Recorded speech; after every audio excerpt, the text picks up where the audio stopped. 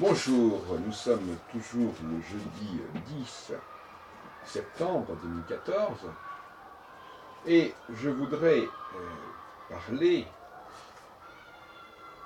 ici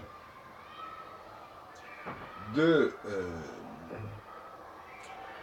l'histoire, de l'épistémologie de l'histoire, et notamment l'épistémologie de l'histoire des femmes. Je viens d'écouter une émission sur France Culture à ce sujet. Alors, pourquoi pas? Il n'y a aucune raison, au contraire. Je suis très favorable à ce que l'on réfléchisse sur le rôle des femmes dans l'histoire et qu'on écrive une histoire qui tienne compte de la spécificité féminine. Le problème, c'est assez paradoxal, c'est que le problème, c'est que beaucoup de femmes ne veulent pas en entendre parler. C'est un véritable dilemme, en fait.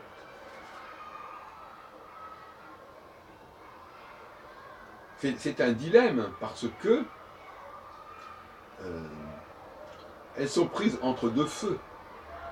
D'un côté, elles veulent, d'un côté, certaines veulent affirmer leur différence et dire qu'on n'a pas su apprécier leur rôle dans l'histoire. Et d'autres disent, pas du tout, nous on veut surtout pas étudier cette différence. On veut qu'il y ait une histoire de l'humanité, point. Alors comment ces deux courants arrivent-ils à cohabiter? Alors là c'est un mystère. Mais on comprendra bien que lorsque l'on étudie, lorsqu'on essaie d'étudier cette question du genre, d'un point de vue sociologique, philosophique, ethnologique, historique, on se heurte à des graves problèmes de la part des femmes elles-mêmes. Parce que personne ne conteste que certainement elles ont dû jouer un rôle. La question de savoir quel est ce rôle. Bon, s'il y a une histoire parallèle à écrire, c'est pas un problème. Pourquoi ce serait un problème? Peut-être même qu'on pourrait montrer que cette histoire parallèle est déterminante. De toute façon, pourquoi ne le serait-elle pas? Le problème, c'est que l'histoire actuelle n'est pas l'histoire des femmes, quelque part. Cette histoire-là, les femmes n'y jouent pas un rôle majeur. Bon. Maintenant, et ce n'est pas forcément aux femmes de le faire, d'ailleurs, qu'il y ait des historiens, hommes ou femmes, il ne faut pas exagérer non plus, qui écriraient quelque chose qui montrerait quelle est la place des femmes, pourquoi pas? Qu'est-ce que ça changerait au débat? Pas grand-chose.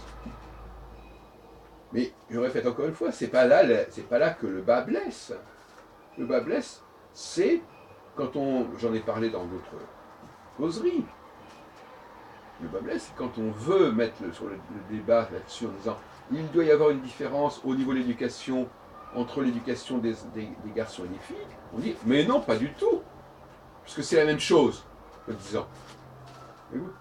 Donc cette histoire, cette étude du genre, elle est constamment ballottée entre des exigences, des craintes, des affirmations complètement contradictoires, qui ont toujours été d'ailleurs au cœur même du féminisme.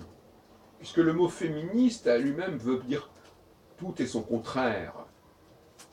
Il indique à la fois que les femmes ont leur spécificité, et à la fois qu'elles ne l'ont pas. Il faut savoir. Et dans les deux cas, il y a une insatisfaction. Bon, moi je veux bien.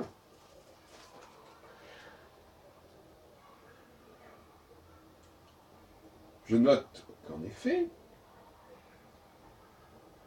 si on prend l'histoire politique, l'histoire scientifique, l'histoire littéraire, l'histoire artistique, l'histoire économique, les femmes sont très peu représentées.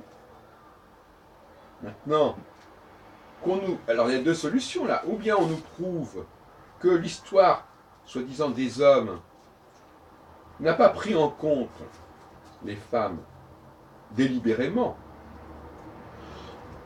Ou alors on va nous dire, soit c'est délibéré de la part des historiens, soit c'est la société elle-même qui ne permet pas aux femmes de s'exprimer. Là encore, on a deux lectures qui se contredisent.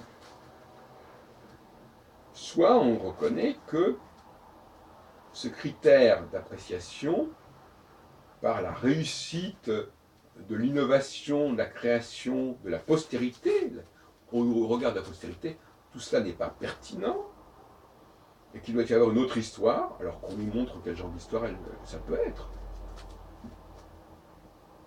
Donc, si vous voulez, tout ça est d'une très grande confusion, et malheureusement, c'est hypothéqué par ce que j'appellerais une certaine forme de prophétisme.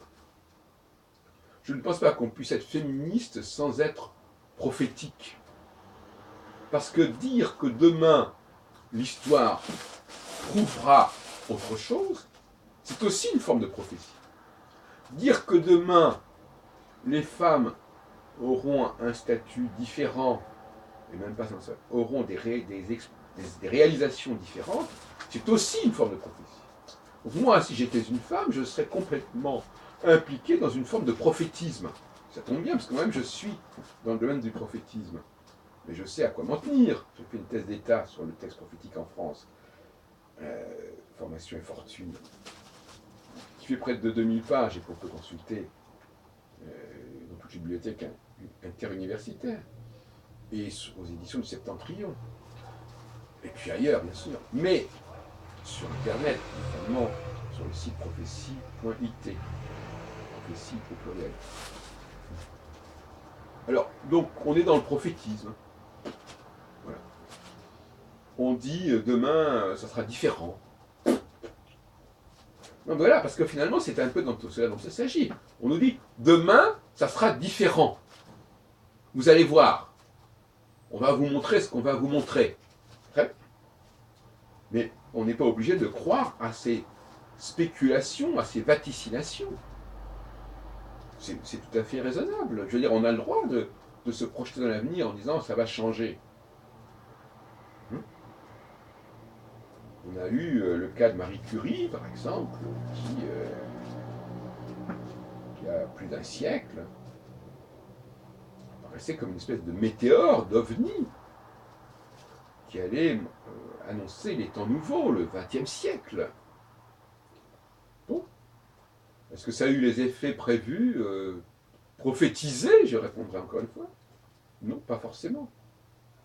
Est-ce que Marie Curie est une grande théoricienne qui était capable de repenser la science de son temps? C'est pas certain non plus. Donc elle a eu de la chance, tout simplement. Il y a eu une configuration qui lui a été favorable. Puis on peut aussi imaginer des cas exceptionnels, bien entendu. Une hirondelle ne fait pas le printemps.